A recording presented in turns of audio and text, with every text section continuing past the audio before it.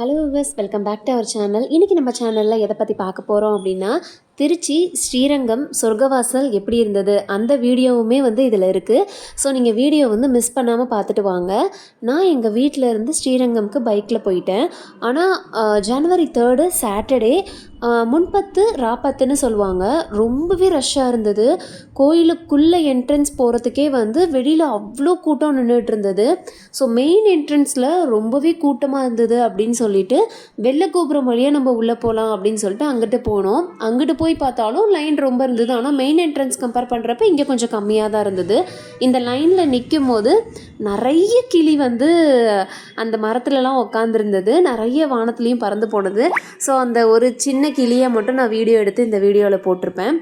லைனில் நின்று நாங்கள் ஒரு 3:30க்கு நிற்க ஆரம்பித்தோம். அந்த வெள்ளை கோபுரம் வழியாக நாங்கள் உள்ளே போகிறதுக்கே எங்களுக்கு 6 o'clock ஆயிடுச்சு. கரெக்டாக 6 o'clock தான் நாங்கள் கோயிலுக்குள்ளேயே என்ட்ரானோம். அவ்வளோ நேரம் நாங்கள் வெளியே ரோட்லேயே தான் நின்றுட்டுருந்தோம். அப்போ அந்த ஸ்ரீரங்கம் கோயில் ஆண்டாள் வந்துட்டு இருந்தாங்க. அதையும் லைட்டாக வீடியோ எடுத்துட்டு நாங்கள் அப்படியே லைனில் கொஞ்சம் கொஞ்சமாக நகர்ந்து போயிட்டுருந்தோம். கோயிலுக்குள்ளே போனதுமே அதை சுற்றி இருந்த ஒரு சின்ன கிணறு, பவளமல்லி, அப்புறம் நிறைய செடிகள், இதெல்லாமே நாங்கள் வீடியோ எடுத்தோம். பாருங்கள், இங்கேருந்து பார்த்தாலே தெரியுது எவ்வளோ கூட்டம் நிற்கிறாங்க அப்படின்னு. எப்படியோ இடித்து பிடிச்சி போயிட்டு நாங்கள் உள்ளே போய்கிட்டே இருந்தோம். அப்படியே லைன் மாறி மாறி உள்ளே போயிட்டு மூலவரை பார்க்குறதுக்கு தனி லைனும் சொர்க்கவாசலுக்காக தனி லைனும் இருந்தது. அப்போ நம்ம எதை பார்க்குறோமோ அது நம்ம லைன் தனியாக பிரிஞ்சு போய்க்கலாம்.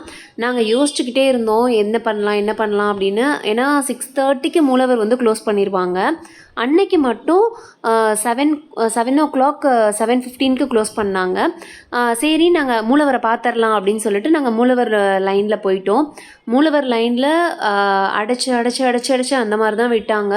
ரொம்ப நேரமாக லைனில் நின்று லாஸ்ட்டாக நாங்கள் ஒரு 7:45 கிட்ட மூலவரை பார்த்தாச்சு. ஸோ பெருமாளை நல்லபடியாக பார்த்துட்டு அது வழியாக வெளியே வந்தோம். வெளியே வந்ததுமே நம்மளுக்கு சொர்க்கவாசல் இருக்குது.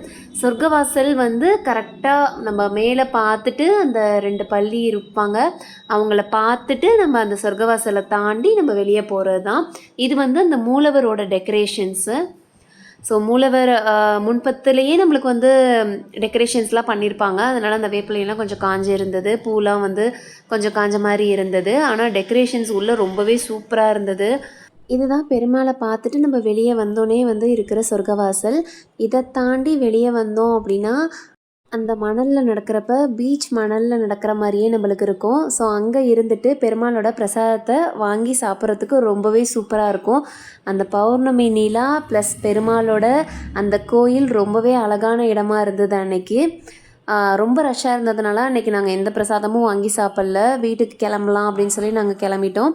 இந்த வீடியோ உங்களுக்கு பிடிச்சிருந்தா லைக் பண்ணுங்கள், ஷேர் பண்ணுங்கள், சப்ஸ்கிரைப் பண்ணுங்கள். மறக்காமல் அந்த பெல் ஐக்கானை கிளிக் பண்ணிடுங்க.